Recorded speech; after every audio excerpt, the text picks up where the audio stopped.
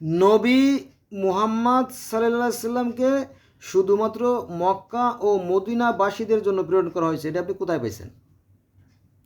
এরকম প্রশ্ন অনেকেই করে।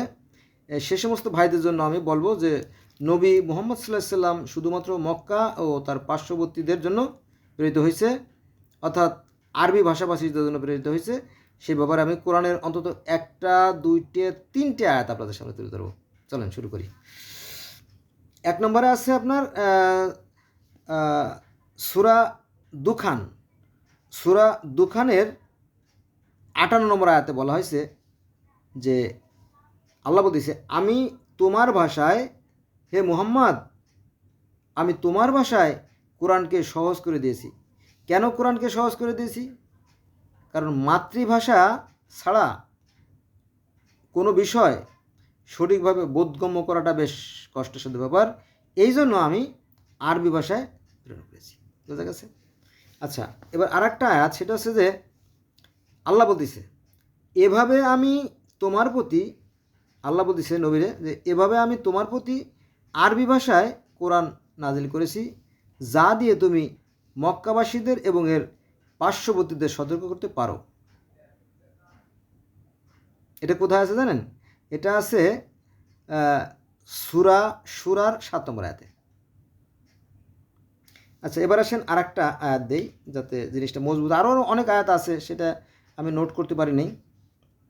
হ্যাঁ, এটা হচ্ছে আপনার সূরা আনামের ৯২ আয়াত। সূরা আনাম আয়াত নম্বর ৯২, অর্থাৎ 92। এখানে বলা হয়েছে যে এই কোরআন, এই যে কোরআন, এই যে কোরআন, এই যে কোরআন, এই কোরআন বা এই কিতাব কল্যাণময় করে অবতরণ করেছি, যা ওর পূর্বেকার কিতাবের, যা এর পূর্বেকার কিতাবের সমর্থ। পূর্বেকার কিতাব মানে কি? আগের কিতাব। আগে কি কি আসছে? বেদ আসছে, গীতা আসছে, জেন্দাবেস্তা আবেস্তা আসছে, আসছে না? আপনি কখনো মিলেই দেখছেন? একই কথা আছে। তারপরে তাওরাত আছে, জব্বুর আছে, বাইবেল আছে। তাওরাত, জব্বুর, ইনজিল, বাইবেল এগুলোর একসঙ্গে বলা হয় আপনার আব্রাহামিক রিলিজিয়ন। আব্রাহামিক রিলিজিয়ন বলা হয় কারণ তাওরাতেও ২৫ জন নবীর কথা বলা আছে, বাইবেলেও ২৫ জন নবীর কথা আছে, কোরআনেও ২৫ জন নবীর কথা আছে, এবং একই কাহিনী, ওই একই, একদম same to same. There is no difference between তাওরাত অ্যান্ড বাইবেল অ্যান্ড কোরআন। যেমন আপনার তাওরাতে ইব্রাহিম নবীর কথা আছে, ইসমাইল নবীর কথা আছে, ইসাকের কথা আছে, ইয়াকুবের কথা আছে, হ্যাঁ, মুসা আলাহিস সালামের কথা আছে, ঈসা আলাহিস সালামের কথা আছে, ইউসুফ আলাহিস সালামের কথা আছে, সব আছে সেম টু সেম।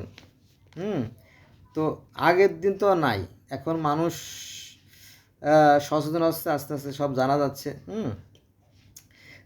মানুষ মনে করে যে পৃথিবীটা সমতল। আসলে কি সমতল না? তো এটা গোল, তাই না? এটা আমরা এখন জানতেছি আধুনিক বিজ্ঞানের আশীর্বাদে। তো আমাদেরও কিন্তু পরিবর্তন হওয়া দরকার। পরিবর্তন না হলে কিন্তু আমাদের অবস্থা ওই যে ফিলিস্তিনের মতো হয়ে যাবে, একদম পৃথিবী থেকে বিলুপ্ত করে দেবে আল্লাহ পাক, তাই না?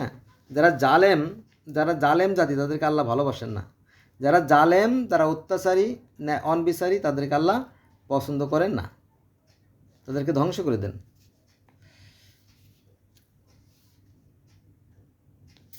আচ্ছা, আরও কয়েকটা গুরুত্বপূর্ণ আয়াত বলি।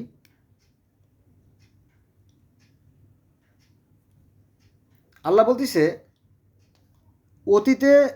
অতীতে নবী মুহাম্মদ বলতেছে, অতীতে তোমাদের পূর্বে বহু বিধান ছিল।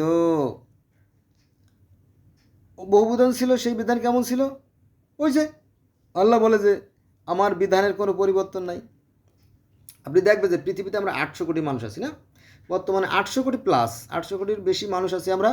সবার জন্য সৃষ্টিকর্তা সমানভাবে আলো, বাতাস, খাদ্য, অক্সিজেন নিয়মিত সরবরাহ করে যাচ্ছে। তার মানে কি? আমরা সবাই তার সন্তান তুল্য। যদিও সন্তান না, তিনি হচ্ছে, তাই না, সৃষ্টিকর্তা, আমরা হচ্ছে তার সৃষ্টি, তাই না? তাহলে সমস্যাটা কোথায়? সমস্যাটা না, এটা আয়াত নম্বর বলে না, এটা হচ্ছে আপনার সূরা আল ইমরান আয়াত নম্বর ১৩৭। সমস্যাটা হচ্ছে যে পৃথিবীতে যখন অসংখ্য ধর্ম এসে গেছে, প্রায় ৪,৩১৫টা ধর্ম এসে গেছে, তখনও কিন্তু এই আরবের এই অঞ্চলে একটা মূর্খ বধির একটা অন্ধ জাত ছিল, তারা নিজেরা মারামারি কাটাকাটি খুনোখুনি করত। তো তাদের জন্য নবী মুহাম্মদ সাল্লাল্লাহু আলাইহি ওয়াসাল্লাম কী করেছিল, এই ধর্ম প্রচার করতে গেছিলো, কিন্তু তার তো টেকতে দেয় নাই। নবীর দাঁত ভেঙে দিছে, নবীর মাথা ভেঙে দিছে, নবীর এর উপরে নাড়ি ভুড়ি চাপাই দিয়েছে, তার পুরো শরীর রক্তাক্ত করা হয়েছে, তাকে জেলে বন্দি করে রাখছে, তাকে দেশ থেকে পালাই যেতে বাধ্য করছে, এত অত্যাচার করছে, বুঝছেন।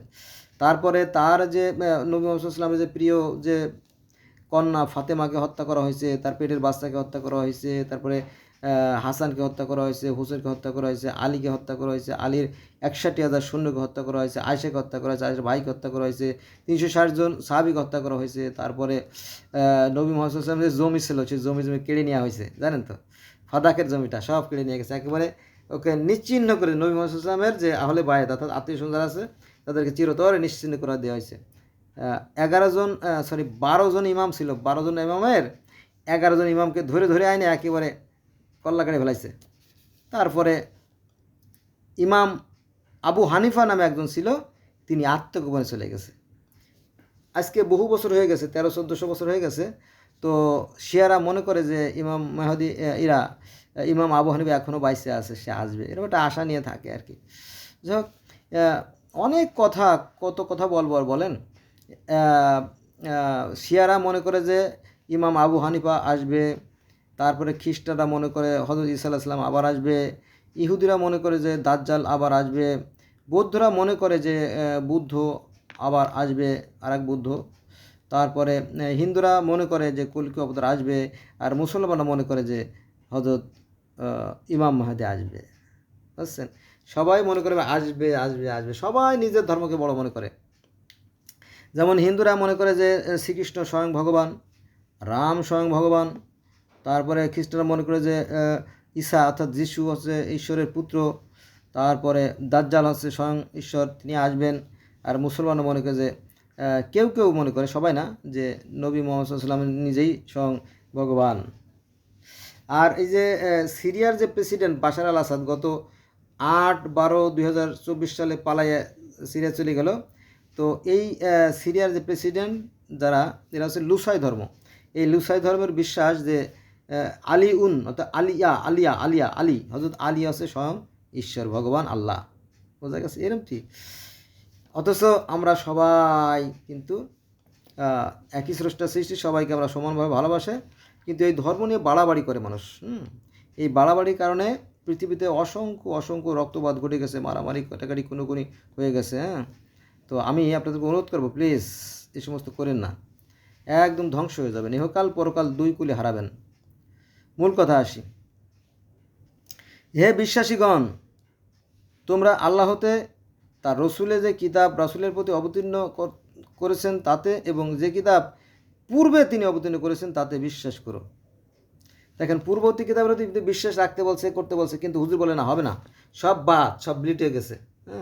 এত বড় গাঁজাখড়ি কথা আমি কি বলতেছি না হুজুরা করে, বলেন বলেন। আমি তো কোরআন হুবহু একদম অবিকল কোরআন সামনে নিয়ে বলতেছি। কোরআন এরকম কোরআন আমার ঘরে আছে 6-7টা, তার মধ্যে 4-5টা আছে বাংলা বিভিন্ন ধরনের অনুবাদ আছে। দেখেন, এর পিছনে গেলে দেখবেন যে কোরআনের ছবি সহ আমারই দেওয়া আছে, ভিডিও দেওয়া আছে।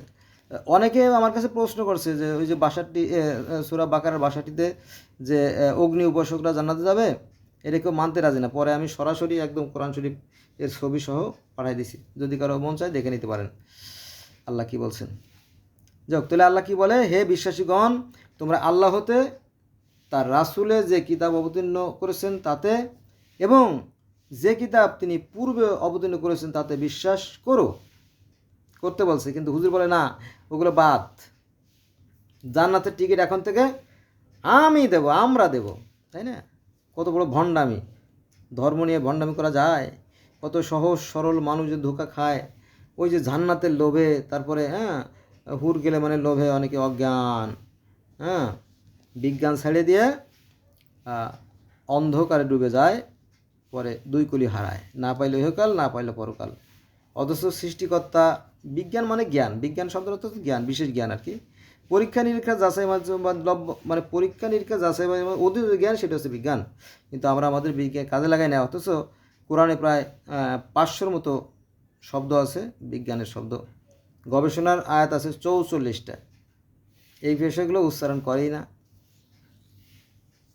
আমার মনে হয় এই আলেমদের একটা অংশ কঠিন রকম ধরা খেয়ে যাবে, এরাই সম্ভবত দুদকের সর্বরূপ নিম্ন স্তরে থাকবে, কোনো সন্দেহ নাই। কারণ কোরআনের মতো একটা সেন্সিটিভ জিনিস নিয়ে তারা ভণ্ডামি করে, এটা ক্ষমার অযোগ্য। যাক, আমার কোনো তো সমস্যা নাই। আপনারা তো বুঝতে পারছেন আমি কোরআনের বাইরে তো যাচ্ছি না, অসংখ্য কোরআন আয়াত পড়তেছি। তাহলে হে বিশ্বাসীগণ, তোমরা আল্লাহতে তার রাসূলের যে কিতাব অবতীর্ণ করেছে তাতে এবং যে কিতাব পূর্বে অবতীর্ণ করা হয়েছে তাতে বিশ্বাস করো। এটা সূরা নিসা আয়াত নম্বর 136, ডাইরেক্ট কোরআন থেকে বলতেছি আমি। আচ্ছা, এবার আসেন, ওহী প্রেরণ করেছি। আল্লাহ দেখেন একই কথা বারবার বারবার বারবার বলতেছে। ওহী প্রেরণ করেছি নুহু ও তার পরবর্তী নবীগণ, ইব্রাহিম, ইসমাইল, ইসাক, ইয়াকুব ও তার বংশগণের প্রতি, ঈসা, আয়ুব, হারুন, সুলাইমান, দাউদ বহুজনের প্রতি। এটা আছে সূরা নিসা আয়াত নম্বর 163। দেন সূরা নিসা আয়াত নম্বর 163, সূরা নিসা আয়াত নম্বর 136, তারপরে সূরা বাকারা 136 এবং সূরা আনাম 184। এই কয়টা আয়াত পড়েন, একই কথা বলতেছে বারবার বারবার বারবার। আল্লাহ বলতেছে যে পূর্ব দিকে তার প্রতি সমর্থন রেখো, বিশ্বাস রেখো, বিশ্বাস রেখো, বিশ্বাস রেখো। কিন্তু হুজুর বলে কিনা হবে না, সব বাদ, আমাদেরটাই চালু থাকবে এখন, নইলে আমাদের ব্যবসা পুষায় না। ফুটো বেগুনের নিচে কাদা দিয়ে চালাই দিতে চায়, এটা হয় না, যার যা খুশি। আচ্ছা, আল্লাহ আরও বলেন, অনেক রাসূল পাঠিয়েছি যাদের কথা পূর্বে তোমাকে বলেছি, অনেক রাসূলের কথা তোমাকে বলা হয় নাই। কি বলতেছে? স্বয়ং আল্লাহ। আল্লাহ কি মিথ্যে কথা বলতে পারে? বলো যে হে নবী, আমি তো বহু রাসূল পাঠাইছি, হ্যাঁ, সবার কথা তোমাকে বলি নাই, বা কিছু কিছু বলছি হয়তো। এটা কোথায় আছে? এটা আছে সূরা নিসা আয়াত নম্বর 164, দ্যাটস মিন 164, সূরা আর-নিসা। Let's go next part. দেখেন আল্লাহ কি বলে, নিশ্চয়ই, মাস্ট বি, অবশ্যই, অবশ্যই যারা বিশ্বাসী কারে বলে? এই যে পৃথিবীতে যে 4315টা ধর্ম অথবা 1000 ধর্ম যাই বলেন, তো এগুলো সব বিশ্বাস থেকে সৃষ্টি। এমনকি যারা বিজ্ঞানী তারাও সৃষ্টিকর্তা বিশ্বাস করে। তারা বলে এই যে বিশ্ব ব্রহ্মাণ্ড সুশৃঙ্খল ও সুনিয়ন্ত্রিতভাবে পরিচালিত হচ্ছে, নিঃসন্দেহের পিছনে একটা শক্তি আছে, সেই শক্তিকে বিভিন্ন বিভিন্ন ডাকে। হ্যাঁ, তবে কিছু কিছু বিজ্ঞানী আছে তারা সন্দেহ করে যে কী বলে। এরকম সন্দেহ তো কোরআনেও আছে। কোরআনে সূরা আনামের 103 নম্বর আয়াতে বলা হয়েছে যে সৃষ্টিকর্তাকে চর্মচক্ষু দ্বারা দেখা সম্ভব না। আবার সূরার 1 নম্বর আয়াতে বলা হয়েছে যে মানুষের এমন কোনো সাধ্য নাই আল্লাহকে দেখে। আর একটা আছে সূরা নূরের 25 নম্বর আয়াতে যে আল্লাহ হচ্ছে আকাশ ও পৃথিবীর জ্যোতি। তাহলে আকাশ ও পৃথিবীর জ্যোতি হলে তো এটা আমাদের গোটা পৃথিবীতে যে আমরা 800 কোটি মানুষ বসবাস করি, তো সবারই তো সমান। তাহলে সমস্যা কোথায়? সমস্যাটা ওইখানে যে সারা পৃথিবীতে যখন অসংখ্য ধর্ম ছিল, তখন এই আরবের এই দুর্গম এই অঞ্চলে কিছু লোক ছিল, তাদের কোনো ধর্ম ছিল না। আবার ধর্ম ছিল না সেটাও ঠিক না। আরবে তৎকালীন সময়ে 4টে ধর্ম ছিল স্টিল, ইসলাম ধর্ম আসার আগেও। যেমন প্যাগান একটা, হানাফা এটা 2টে, ইহুদি এটা 3টে, খ্রিস্টান 4টে ধর্ম ছিল না, এই কথা মিথ্যে কথা, ধর্ম ছিল। এই কত ধর্ম মারছে, আবার কত ধর্ম জন্ম নিচ্ছে, আবার কত ধর্ম ভবিষ্যতে জন্ম নেবে, এটা সৃষ্টিকর্তা ভালো জানে, আমরা জানি না। এটা আর কি বিষয়। তো বন্ধুরা, আজকে এই পর্যন্ত রইল। সবাই ভালো থাকবেন। আল্লাহ হাফেজ।